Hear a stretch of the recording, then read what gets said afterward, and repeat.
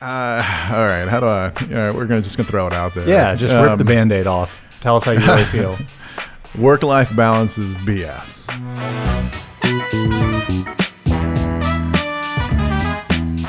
Welcome back to another Bourbon and Banter session, buddy. Good to be with you. Always, Alex. We are going to talk about work-life balance today, and I know that's a term that you love and can't wait to talk about because you're just so passionate about that balance. So I'm going to turn it over to you first because I can tell you're fired up to talk about that. This is balance. one of those. As soon as somebody tells me this, my skin crawls. All right. How do I? We're just gonna throw it out there. Yeah, just rip the Band-Aid off. Tell us how you really feel. Work-life balance is BS. And the reason I say that is you in life, right? What you do is a combination of, your family, your friends, your faith, and your professional life, right? They all impact each other. Like there is no separation. I love the way you describe the church and the state. Like it all bleeds together. So this myth, specifically around office, it's another thing if you're in a factory and you're coming into work, you're punching a clock, you're getting a job done, and you're punching a clock and leaving. There is something to be said for work-life balance in that environment. But in the office environment, in most organizations, in corporate America, work and life are the same thing. Your life outside of work impacts your ability to perform and function in work. And the life that you have in work impacts the ability to have a fully functional life outside of work. I want to say a couple things on that, and I'm not going to draw it out. But one is, I think this bleed of work and life, especially in the knowledge industry, is a relatively new phenomenon. Because there was a hard stop. We didn't have the internet everywhere we went. We didn't have a computer in our pockets. Yep. And so I think there is a generational shift happening where I can work anytime, anywhere, and be productive. So the confines of a 9 to 5, the construct, I should say, has inherently changed with the new digital tools we have. So that's one thing to think about. 100%. The other thing is I think you have to really hear, let's just play it out if it's a candidate coming in for a job and they say, so what is the company's philosophy on work-life balance? What they're really asking, I think, is, am I going to have to work 90 grueling hours a week in a thankless environment where I don't understand the impact that I'm having? I think there's a better way to get to what they're asking, which is just describe the company culture to me. Oh, yeah. And so, we tend to think about this shift of work-life balance in the last decade, I think, in terms of how do I turn it off and check out? But I don't think that's necessarily what candidates are alluding to when they ask the question. And they're not. I mean, what they're getting at is how are we going to do life together, Alex? Mm-hmm. Because, I get the question, we're hiring lots, right? So it's like this, okay, what are we really standing for? And it's like, here's what we're going to do. We're all going to do life together.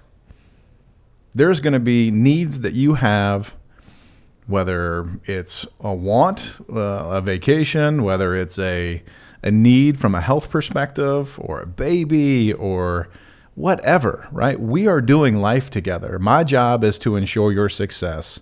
And I would hope that you feel the same about me. And as we do that, it's not just a professional success. What I want for you is I want you to be healthy. I want you to have a wonderful family life. I want your children to know who you are and to experience. I want you to sleep.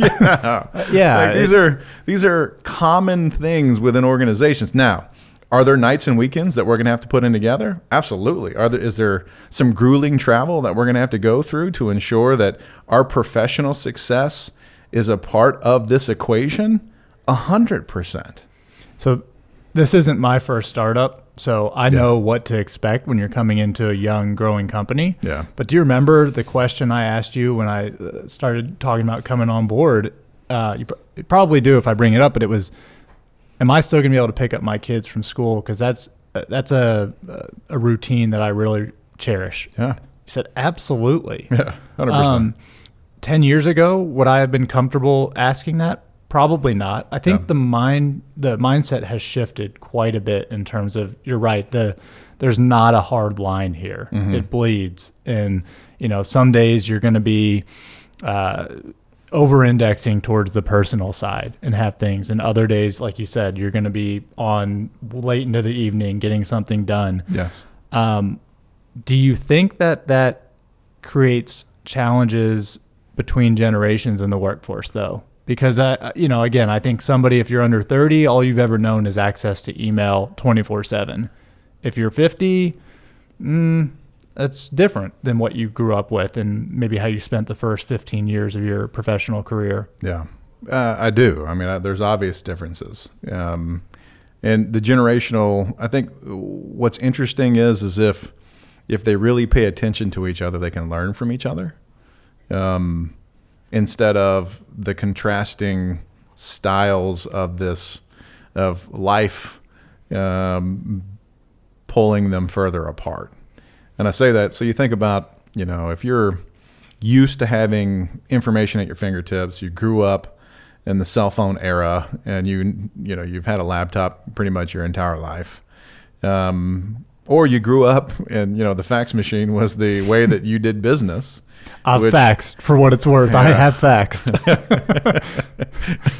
I think that was probably more for fun than it was for business. No. Just to be like, is this a fax? Oh. I did fax. I mean, when I started in business, we were, MS-DOS based system, and, we communicated via fax to all of our suppliers. And our customers communicated like that to us. But that was a way for us to be able to get work done. And you're right. When we went home, we didn't have fax machines at home. I didn't have a cell phone in my pocket.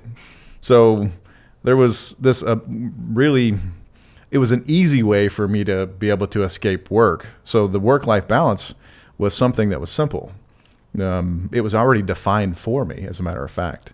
Now we have to define it, and we define it, I say we, be simple, we define it as life. Like we all, it's up to the person to set the boundaries to ensure that they maintain a zeal for life.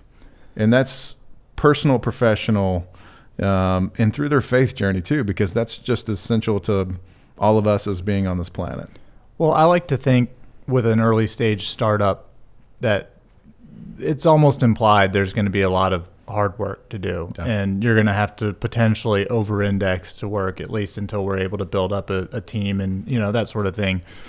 For a business that's more mature, later stage, been operating for many, many years, large team, how explicit do you think they need to be with their philosophy on work-life balance versus somebody comes into the organization and just figures out culturally what's expected of me? If I get a call on Saturday afternoon, is it drop everything fire drill? Right. Do you spell that out for candidates? How do you talk about it when they're coming on board? You can't put a document in front of somebody to get them to understand this. This is where leaders need to do, not say.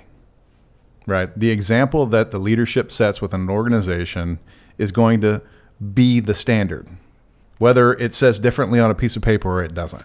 Well, how do I know that as a candidate coming in if you are the culture that, look, you've got to be accessible, available 24/7, and that's the question I'm asking. Maybe I'll give you my all Monday through Friday, but I'm the kind of person that Saturday and Sunday leave me the hell alone because I need to recharge, and that's just my style. Yeah. How do I get there in a job interview, or flip the script? If I'm the employer, how do I find out if this candidate is going to mesh with our working style, or if it's going to be, oil and water? So I think, if you're the employee looking for the job, the simple question is not to ask the person that's interviewing you. Ask the people that are physically in the space. Yep. Right? Like, go to them and say, hey, what is it like? And if you are like, oh, man, whew, you want to work here? Yeah. And you're like, all right, like, now you know what to expect. Because what is said and what is done, if they unfortunately contrast each other, totally. You have a really culturally detrimental business. I was a hiring manager for many, many years. Saw a lot of candidates, and one of the things I did after I got more experience under my belt was I was obnoxiously direct about what it was going to be like on the other side. And I am 100% positive I turned people away from the business. And I think that's good for the person, and I think that's good for the company. Sure.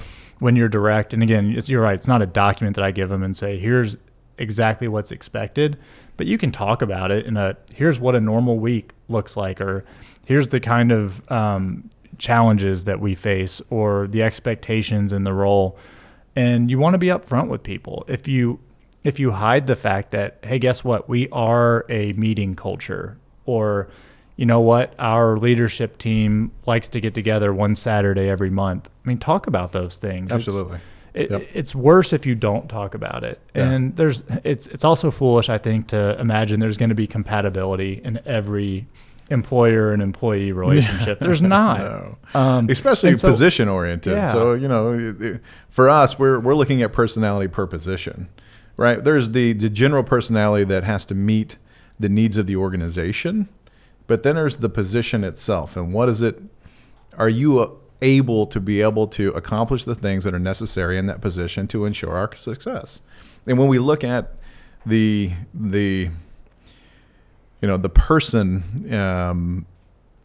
personality is either they're going to excel, or this is going to be a real challenge.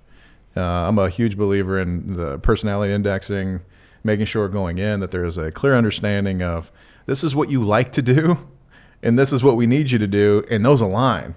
So guess what? You're going to be excited to do more of this. Instead of, this is what you like to do, this is what we need you to do, and you don't want to do this. It's not what your skill set or strength is. And we're going to need a lot of that. Hiring is one of the hardest things a business can do, hands down. And all of the optionality that we have now in terms of work from anywhere, unique schedules, just adds complexity to it. It's messy, and that's why I think communication is really important, because there really aren't lines anymore. I love the analogy of just when you were gone Friday 5:00, you were gone till Monday because you did not have any connectivity to the business at that point. That's never going to be our reality again. No. And so talking about, I like your expression, doing life together, is a good way of putting it, that there's going to be give and take. But guess what? As a culture, our company, we appreciate the fact that there's going to be times where you take more than you give. Absolutely. Too. This isn't, corporate speak of us saying we're going to ask a lot of you and it's going to be, the take on our side. Yeah. It's there's going to be some of both. We don't need to sit down with you and write an HR policy around this. Right? These are things that are heart driven. Like, these are things that I want because I love you as a person on this planet, right? Like, I'm here to cheer you on and support you in your success. Now, when it becomes super lopsided, right? Any relationship where if it's like all give and you take everything and there's no giving back, which is what you monitor, but you don't need an HR policy to do that. What you need to do is have open and honest communication around it. And I can't stress this enough. As leaders in organizations, your job is to set the example, right? So if you put it on a piece of paper that, you get whatever, unlimited vacation like we do, right? It's like, hey, you know what? If you need off, take off, right? Yeah. We got to communicate it to make sure that we're supported in that. But at the end of the day, it's not a day or 2 days or 2 weeks or 10 days or what. It's like, no, like, we're going to run hard. And that's part of our charge. We're an early stage startup. So when you need a couple of days, take a couple of days. Yeah. But when it's like a couple of days turns into a couple of weeks and then a couple of months, and then it's like, hold on a second. I keep giving, you keep taking. We need you to give too. So here's my bit of advice to the employee or candidate. Mm. If they can't define success in the role, red flag. Red flag. Because like you said, there's going to be give and take and ebbs and flows. But at the end of the day, I need to know what success is, and it's not hours worked. That's right. It's we're working towards something, and that to me is a sign of I'm going to work a crazy amount of hours, but I'm also going to have no idea of the impact of what I'm doing because they don't know what I'm supposed to be doing. So always make sure you understand, like, how do you look at success as an That's right. organization and for this role in particular? And then can I give what's necessary to make that successful? Yeah. If I feel like I'm walking into a bad situation where, whoa, they're asking for a lot for one role. What is my team? What are the resources I have available? Yep. Ask those questions versus focusing on the work-life balance, and make sure that you feel confident that I'm coming into a situation where I can be successful. Yeah. Well, and I think to your point about, asking others outside of the interview. Yeah. I think that is critical, because you're going to find culturally that when you run into an organization and it feels good and you start talking to people and they're like, man, it is not just talk. Like, this company stands for this, and here's an example. Like, I had this, or I just had a baby, and, whatever that is, Yeah. then it's like, all right, like this, yes, like, let's go, instead of, it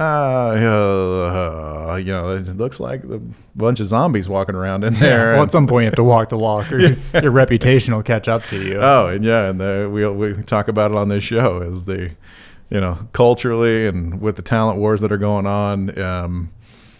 Most organizations are trying to figure out a way to make sure that you have what you need, because they need you.